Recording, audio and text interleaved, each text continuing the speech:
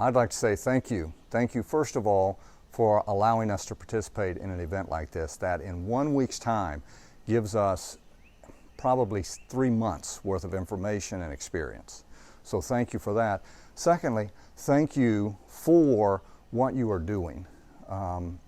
You are in an industry that is sustainable, and as I have mentioned in a previous statement, I teach sustainable community development, so I couldn't be any more encouraged than I am about this industry.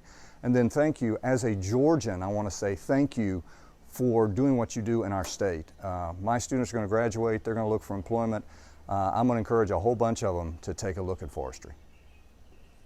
One thing I would say to the sponsors, it's kind of hard because there's many I would like to say, but just thank you for letting us have this opportunity and showing us what actually is going on around us, to learn the Project Learning Tree Wet and Wild curriculum as we go along, but just for showing us how what is going on in the forestry industry is sustainable, how very little waste is actually made as you're doing this, and what they do helps the environment more than harming the environment.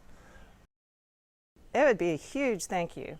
I really appreciate everything that went into trying to put this workshop together. It takes a lot of people. It takes a lot of money. It takes a lot of investment, time, and it just having so many people be willing to come forth and support a workshop like this is it's really